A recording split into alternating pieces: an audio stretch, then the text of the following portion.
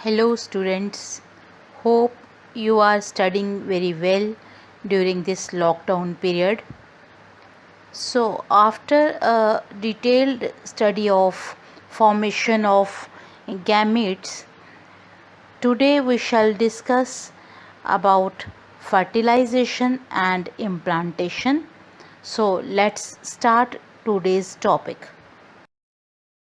Students, the process of fusion of a sperm, that is the male gamete, with an ovum which is a female gamete, is called fertilization. So जब एक sperm एक ovum के साथ fuse करता है उस process को fertilisation कहते हैं. Fertilization in human beings is internal and takes place in the fallopian tube of the female. So, human beings में fertilization कहाँ होती है? ये females की fallopian tube के अंदर होती है. Now, this process of fertilization is completed in 4 steps, which are approach of the sperm to ovum, penetration of sperm, activation of ovum, and fusion of gametic nuclei. Now we shall discuss these steps one by one to understand the process of fertilization. Now students, first step of fertilization is approach of sperm to ovum. That is कि sperm को सबसे पहले ovum के पास approach करना है. So during the copulation, that is during the mating of male and female, the semen, that is the seminal fluid, is released into the vagina of the female by the male, and this process is called insemination.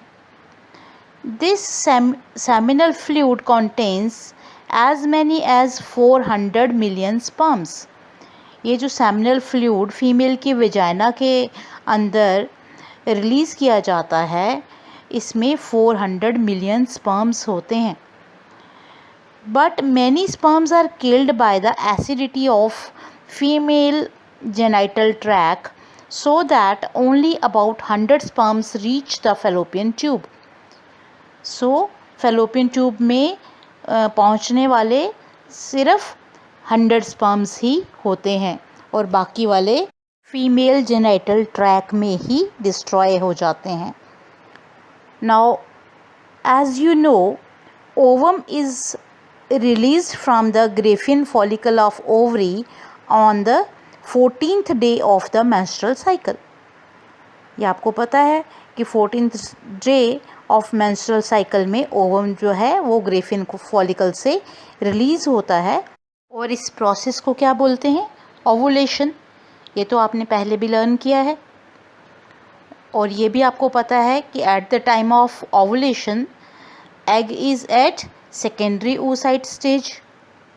Now when the sperms are released in the vagina of the female, the motile sperms swim rapidly and they pass through the cervix, enter into the uterus and finally reach the ampullary region of the fallopian tube. So आपको पता है कि sperms जो हैं वो motile होते हैं और वो स्पर्म जो ज़्यादा स्पीड से चलते हैं they pass through the cervix, वो सर्विक्स से होते हुए यूट्रस में एंटर करते हैं और फाइनली फैलोपियन ट्यूब के एम्प्यूला में पहुंच जाते हैं. The ovum released by the ovary is also transported to ampulla region of the fallopian tube. क्योंकि जो ओवम रिलीज़ हो रहा है ओवरी से वो भी स्पर्म का कहाँ वेट कर रहा है? In the ampulla region. Now if that sperm meets with ovum, then only fertilization takes place in the ampulla region of the fallopian tube. The fertilization can occur only if the ovum and sperms are transported simultaneously to the ampullary region. ये जो ampullary region में sperm और ovum का पहुंचना है ये बिल्कुल साथ साथ होना चाहिए, तभी फर्टिलाइजेशन होगी. This is the reason why not all the copulations lead to fertilization and pregnancy. यही कारण है कि एवरी मेटिंग जो है वो फर्टिलाइजेशन का काज नहीं होती है. And the fertilizability of human sperm in female genital tract is of 1 to 2 days only. So female genital tract में जो ह्यूमन स्पर्म की फर्टिलाइजेबिलिटी है, फर्टिलाइजेशन करने की जो एबिलिटी है वो 1 से 2 दिन तक की होती है, और fertilizability period of ovum is only 24 hours. Now second step of fertilization is penetration of sperm. क्योंकि जैसा कि आप जानते हो कि फर्स्ट स्टेप में क्या हुआ कि स्पर्म जो है वो ओवम के पास through vagina in the ampulla पहुंच गया. ऑलराइट, नाउ अब स्पर्म प्रिपरेशन करेगा to penetrate inside the ovum. So students, as you know कि जो सिक्रीशंस थी from the prostate gland and seminal vesicles in the seminal fluid, ये secretions sperms को activate करती हैं सो दैट ये इस कैपेबल हो जाए कि वो एक ओवम को फर्टिलाइज कर पाए. Now the change in the sperm which prepares it to fertilize the ovum is called capacitation. So capacitation क्या होता है? वो सारी changes जो एक sperm को इस capable बनाती हैं so that it can fertilize the ovum. Now the sperm generally comes in contact with ovum, which is, as you know, in the secondary oocyte stage.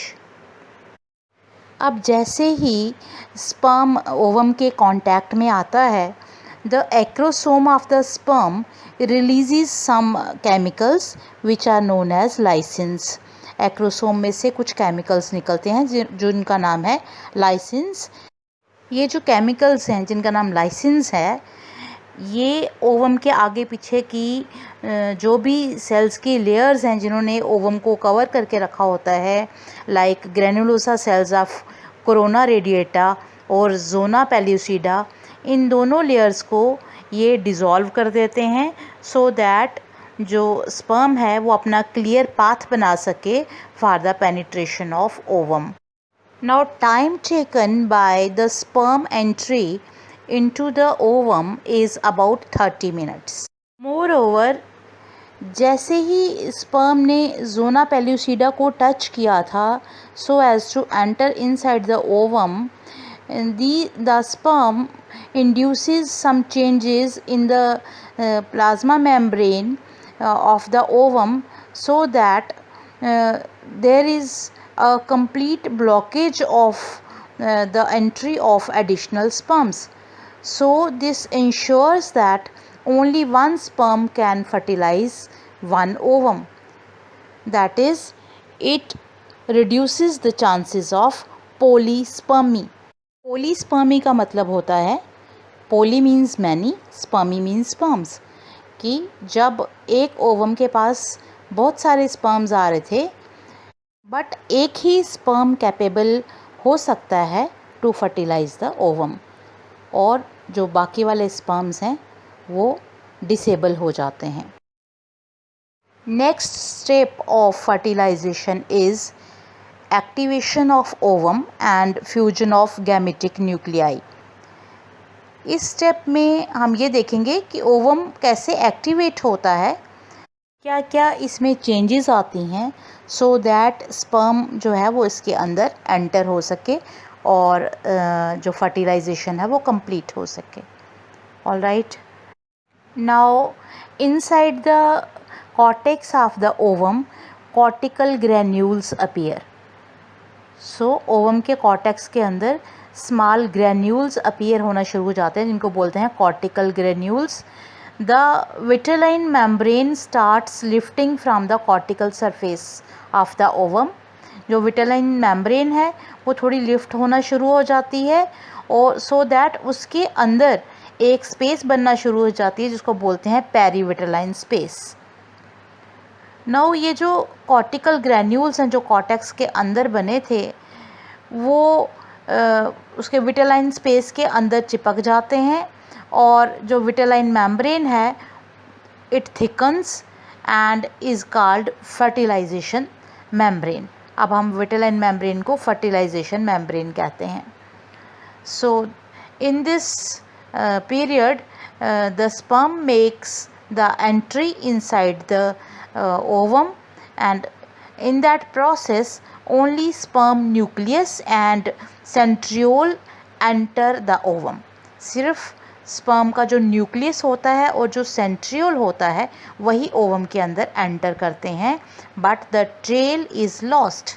ये क्वेश्चन आपसे पूछा जा सकता है कि ड्यूरिंग पेनिट्रेशन क्या whole of the sperm enters और a part of it.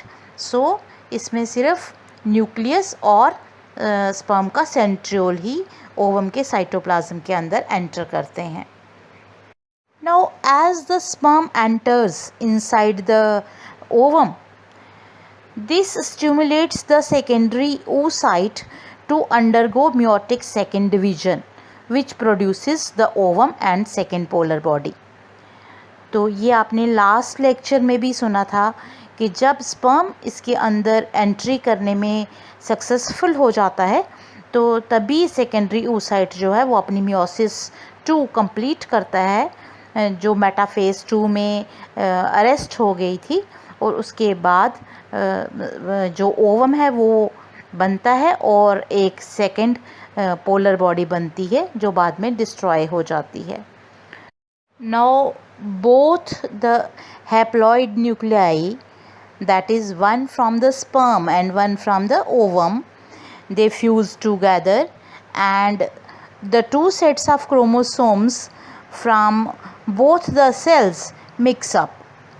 दोनों के जो न्यूक्लियाई थे स्पर्म का भी और ओवम का भी ये आपस में फ्यूज़ होते हैं. दोनों के क्रोमोसोम्स भी आपस में मिक्स हो जाते हैं and the process is called amphimixis. इस प्रोसेस को एम्फीमिक्सिस कहते हैं. Now the fertilized egg is called zygote. अब ये जो न्यू सेल बना जो डिप्लॉयड सेल बना after the fusion of 2 haploid nuclei, this diploid cell is known as zygote, and with the formation of zygote the process of fertilization completes. And now we can clearly say that as the zygote is diploid in human beings, the zygote has 46 chromosomes, that is 23 pairs of chromosomes, because in haploid gametes there were only 23 chromosomes in each gamete, and when they fused to form a diploid structure, that diploid structure named as zygote contains 23 pairs of chromosomes, that is 46. Now students, next most important topic to understand during this process of fertilization is that in this stage of fertilization the sex of baby is also decided. Okay, now as you know the chromosome pattern in the human females is 44 plus XX and that in male is 44 plus XY. इसका मतलब क्या है कि human female के अंदर 44 autosomes होते हैं और जो 2 सेक्स क्रोमोसोम्स होते हैं उनको हमने नाम दिया है XX, और जो मेल्स हैं उनमें भी 44 ही ऑटोसोम्स होते हैं मगर जो सेक्स क्रोमोसोम्स होते हैं उनको नाम दिया है XY. Now all the haploid gametes produced by the female ova have the sex chromosome X, whereas in male gametes, that is sperms, the sex chromosomes could be either X or Y. So जब एक mail के अंदर से sperms बनते हैं तो उनके अंदर, क्योंकि वो हैप्लॉइड स्पर्म्स बन रहे हैं, तो उनके अंदर या तो X क्रोमोसोम होगा एज अ सेक्स क्रोमोसोम और Y क्रोमोसोम होगा. बट जो ओवा बनेंगे ह्यूमन फीमेल के अंदर, उनके हर एक ओवम के अंदर X क्रोमोसोम ही होगा, क्योंकि ह्यूमन फीमेल में होते ही X क्रोमोसोम हैं. So in males 50% of the sperm carry X chromosomes while the other 50% carry Y chromosomes. तो मेल्स में तो 50% में स्पर्म्स बंट गए कि 50% क्रोमोसोम्स जो होंगे उनमें X क्रोमोसोम होगा और आधे जो होंगे उनमें Y क्रोमोसोम होगा. So after fusion of the male and female gametes, the zygote could carry either XX और XY. सो जब फ्यूजन होती है, जब ज़ाइगोट बनेगा, तो या तो एक X मेल से और एक X फीमेल से लेगा, या फिर फीमेल से तो X ही हमेशा लेगा और मेल से वो Y लेगा, depending upon whether the sperm carrying X और Y fertilize the ovum. Depend किसके करता है? ये इस बात पे डिपेंड करता है कि कौन सा स्पर्म ओवम को फर्टिलाइज करने के लिए आया. क्या उस स्पर्म के पास X क्रोमोसोम था या Y क्रोमोसोम था. So the zygote carrying XX would develop into a female baby and the zygote carrying XY would form a male baby. So अगर उस ज़ाइगोट जो बना उसमें अगर XX क्रोमोसोम होंगे तो वो एक फ़ीमेल बेबी बन जाएगा बाद में, और अगर XY क्रोमोसोम होंगे तो वो एक मेल बेबी के रूप में डेवलप होगा. So that is why scientifically it is correct to say that the sex of the baby is determined by the father and not by the mother. तो scientifically हम ये कह सकते हैं कि जो सेक्स ऑफ द बेबी है वो डिटर्मिन कौन करता है? वो फादर करता है, क्योंकि फादर के पास ही Y क्रोमोसोम है, मदर के पास तो दोनों क्रोमोसोम X ही होते हैं. Now students, after the process of fertilization is complete, now the zygote starts dividing mitotically to form 2, 4, 8 and many more daughter cells so that it can grow further. This mitotic division inside the zygote is known as cleavage.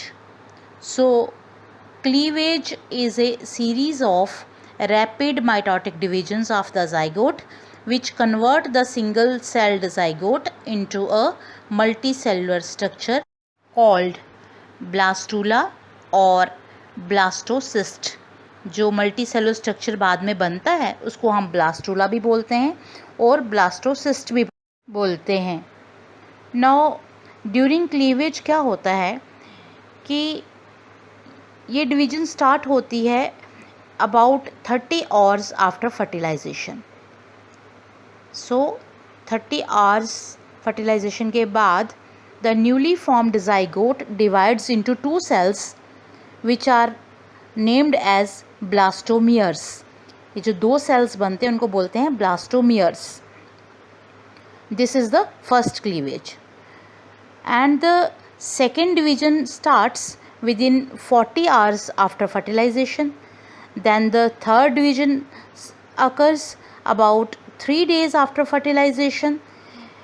So during these early cleavages, the young embryo is slowly moving down the fallopian tube towards the uterus. So in divisions के दौरान ये जो dividing zygote था वो अब जो developing embryo बन रहा है ये अब धीरे धीरे डिवाइड भी कर रहा है और साथ में यूट्रस की ओर अपने आप को मूव भी कर रहा है. Now at the end of the 4th day the embryo reaches the uterus. This solid mass of the cells is known as marula. अब हम ये जो बहुत सारे सेल्स से मिला हुआ एक स्ट्रक्चर बन गया हुआ है इसको हम बोलते हैं मारूला, क्योंकि ये छोटे से मलबरी की तरह हमें नज़र आता है, जिसको हम कॉमन लैंग्वेज में शहतूत बोलते हैं. जैसे शहतूत के ऊपर स्मॉल स्ट्रक्चर्स लगे होते हैं, सिमिलरली मारूला के ऊपर भी स्मॉल सेल्स लगे होते हैं जिनको हम ब्लास्टोमियर्स बोलते हैं. After the formation of marula, the next stage is blastocyst formation and implantation. The embryo with about 64 cells, which is composed of an outer envelope of cells, the trophoblast, and inner cell mass, contains a cavity inside it which is known as blastocele, and the embryo is now known as blastocyst. अब ये जो embryo जिसमें 64 sales हो गए थे divide होते होते, उसके सेल्स की एक बाहर एक लेयर बन जाती है सिंगल, जिसको हम बोलते हैं ट्रोफोब्लास्ट, और जो इनर सेल्स होते हैं वो सारे कोलेक्ट होकर एक इनर सेल मास एक साइड पर इकट्ठा हो जाते हैं और सेंटर में एक कैविटी बन जाती है जिसको ब्लास्टोसील बोलते हैं, और इस एम्ब्रियो को अब हम ब्लास्टोसिस्ट बोलते हैं. जो इनर सेल मास है वो बाद में एक एम्ब्रियो के रूप में डेवलप होता है, और जो ट्रोफोब्लास्ट है वो आफ्टरवर्ड्स प्लेसेंटा बनाती है. Now the trophoblast layer gets attached to the endometrium. अब क्योंकि ये जो ब्लास्टोसिस्ट था ये यूट्रस के अंदर पहुंच गया था, अब जो इसकी ट्रोफोब्लास्ट लेयर है ये यूट्रस की एंडोमेट्रियम के साथ अटैच हो जाती है, and the inner cell mass gets differentiated as embryo, और जो इनर सेल मास है वो बाद में एक एम्ब्रियो के रूप में डेवलप होने लगता है जिसने बाद में एक बेबी बनना है. Now after the attachment, the uterine cells divide rapidly and cover the blastocyst. तो यूट्राइन सेल्स जो हैं वो ब्लास्टोसिस्ट को कवर कर लेते हैं सो दैट ये अपनी जगह से अब हिले डुले नहीं, और as a result the blastocyst becomes embedded in the endometrium of the uterus. और जो ब्लास्टोसिस्ट है जिसको हम ब्लास्टुला भी कहते हैं, जो डेवलपिंग एम्ब्रियो है, जैसा कि आप ये डायग्राम में आप अच्छे से देख के अंडरस्टैंड कर रहे हो कि कैसे ये एंडोमेट्रियम के साथ बाद में अच्छे से एम्बेडेड हो जाता है. So the process of attachment of blastocyst with the uterine wall of the mother is called implantation. So इस प्रोसेस को जिसमें ये जो ब्लास्टोसिस्ट डेवलप हुआ था ये मदर की यूट्राइन वॉल के साथ अपने आप को अटैच कर देता है so that it can develop inside the uterus for about a period of 9 months, that is during pregnancy. That process is known as implantation. ये जो ट्रोफोब्लास्ट की लेयर थी ये सिक्रीट करती है एक हार्मोन जिसका नाम है कोरियोनिक गोनेडोट्रोपिन. जब ये हार्मोन सिक्रीट होना शुरू हो जाता है उसी टाइम ये जो ब्लास्टोसिस्ट है ये अपने आप को एंडोमेट्रियल लाइनिंग के साथ एम्बेडेड कर लेती है. सो implantation gets completed and it leads to pregnancy. So students, this was all about the process of fertilization and implantation. I hope आपको अच्छे से समझ आया होगा. अपने नेक्स्ट लेक्चर में हम डिस्कस करेंगे प्रेगनेंसी एंड एम्ब्रियोनिक डेवलपमेंट के बारे में। और अभी फिर से मेरा वही पढ़ाई का मूल मंत्र कि मेरे लेक्चर को आराम से रिपीटेडली सुनिए, डायग्राम्स को ड्रॉ करिए, डायग्राम्स को समझने की कोशिश करिए। और जब आप कोई बात को रिवाइज़ करते हैं और बार बार सुनते हैं तो आपको अच्छे से लर्न हो जाता है। So till my next lecture, all the best and thank you very much.